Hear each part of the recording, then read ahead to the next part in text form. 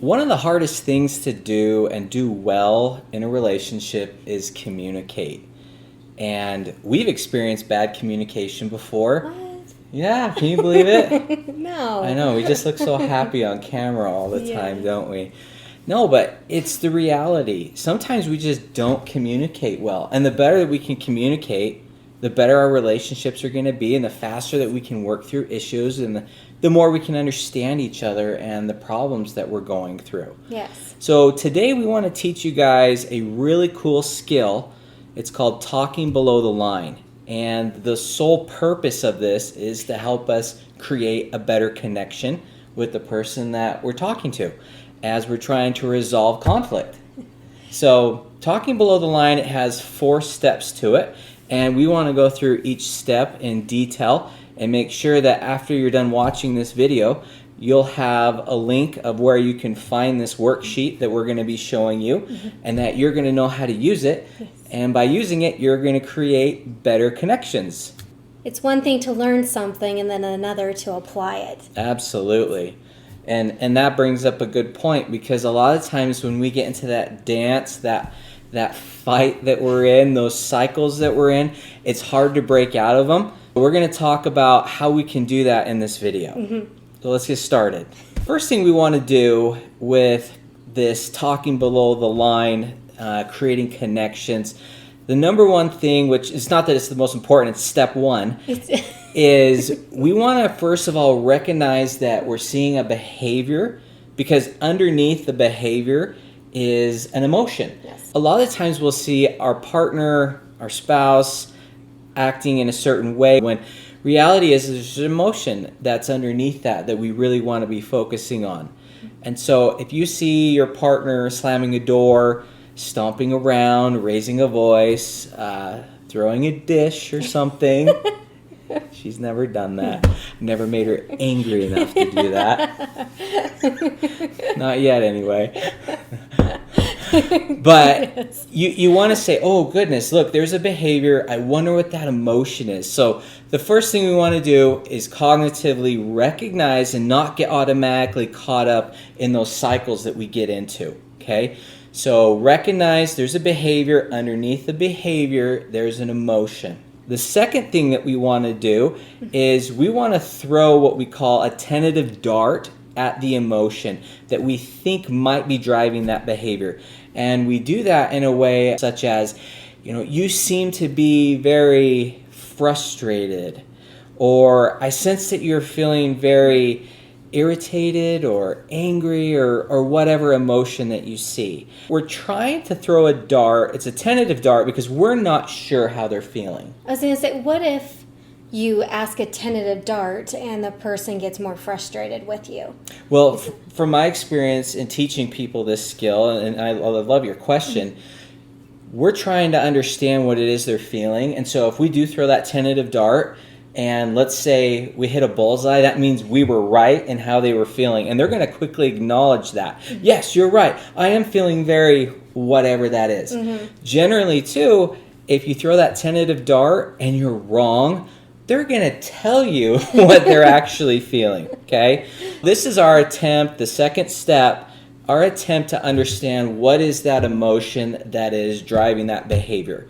It's really helping us understand what's the emotion that we're seeing from the behavior. Okay. The third thing we want to do is we want to take that emotion and we want to put it in the bullseye of this diagram. As you can see, it says the emotion is, and you could fill in what that emotion is that they're feeling. And then around this bullseye are a lot of really good questions that help us better understand where that emotion is coming from. We've gone ahead and labeled A, B, C, D, E, F, which are really good standard questions. But as you get more familiar with these questions around the circle, you can pick and choose which ones you feel would be best to ask. So question A, where does this come from? What a great question to understand what is triggering that emotion. B, what is it like for you? What is that thing that they're talking about, that they're frustrated about, or what's it like for you to feel that emotion? C, how does this impact you? D, how often do you feel this? E, how strong? And I really love question F because it says, what do you need from me? So it's really awesome. I want you guys to also be careful when using this because you could actually use this to drive more frustration per se. Yes. For example, if your husband or partner or someone you're doing this with, they just lost their job, and let's say you knew that, all right? And so they were feeling very angry about that. And so anger is in the middle of this target here, and the first thing you ask them is, well, where does this anger come from? Yeah. Question A, it's like, well, what do you think? Of course, you're supposed to know this. You know I lost my told job. So be tactful in which questions that you ask, all right? But be familiar with those. It is awesome. That is number 3. The fourth thing we want to do is wrap this up, and this is so important, okay? We want to validate, reassure, and compliment. And that can sound like a lot of things. But what I've heard a lot with validation, it's really that empathizing and validating their feelings with the situation and what's going on. You know what? If I lost my job too and I was being treated unfairly, I feel too, I would be very angry. Yes. So we're validating that. The next thing we do after validation is we reassure. You know, I want you to know that I'm here for you. You know, I want you to know too, I believe in you. You're very skilled. You've got all these gifts and talents, blah, blah, blah. I know you're going to get another job. And this is just an example, right? But now, is that a good thing to say? Now, I know you're going to get another job. Or is that like putting pressure on someone who just lost their job? Things like that. Like, should you not say those types of things? I feel it's always good, you know, for us to have a lot of faith and hope and belief in our partner, spouses, in what they're doing. So I'm always going to fall on that side of having faith in them. It's more of a faith and I believe in the other person versus putting the pressure on and, you know, them feeling like they're going to fall short if they don't get another job or whatever. And depending on what's triggering, you know, the emotion and what the situation is, we're going to leave it up to you to make the best decision on what validation sounds like and reassurance sounds like. Now, the last thing in number 4 is that we compliment. And generally that compliment will sound like, hey, I really want you to know I appreciate you being vulnerable with me, with sharing that with me. You know, and maybe you do compliment more gifts and talents. You can do that here as well. But it's very powerful for them to hear that compliment of like, hey, thank you for doing this and being this for me. Just him doing that right there just gave me warm fuzzies and made me feel like I could do anything because he believed in me. Because you're amazing. She's my wife. Thank you.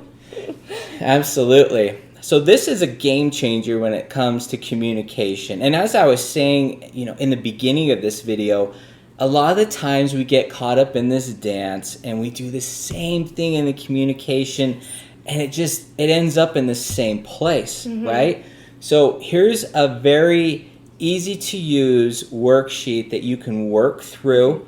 What I also love to do is when I'm working with a couple, I'll give them these sheets and I'll even ask them, where do you guys normally have your most fights or tiffs? Like where is that? Is it in the bedroom? Is it in the kitchen? Like where is it? And I have them put one of these papers in each place. And so if they're in the kitchen and there's an issue that comes up, they're noticing a behavior, they can go up to the fridge, pull it off the fridge, and they go in front of their partner, and all of a sudden their partner is saying, oh, they're trying to talk below the line. Cool. and it's a very good supportive thing. I like that they use the paper because if they don't, the other partner might start to recognize what they're doing. Like, aha, I see what you're trying to do. You're trying to talk below the line with me.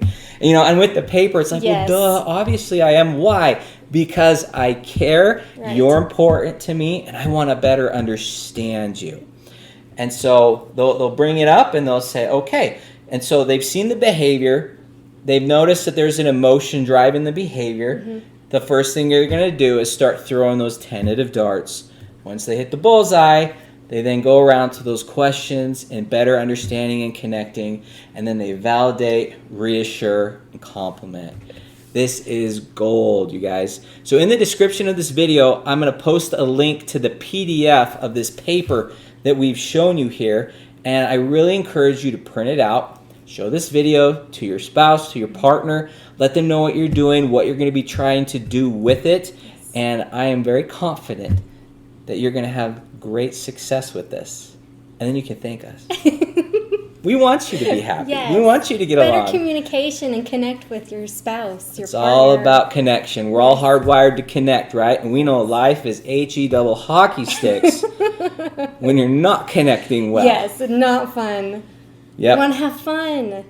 All right, guys. Well, that is it for this video. Talking below the line, enhancing communication, connections. This was developed by Dr. Jerry Red. You'll see that also on the spreadsheet or on this worksheet. We really hope that you use this, that it's a helpful tool for you. Make sure that you like and subscribe. We want to keep building our channel. We've already seen a lot of success from it and a lot of great feedback. We appreciate you, and good luck, and here's to connecting better.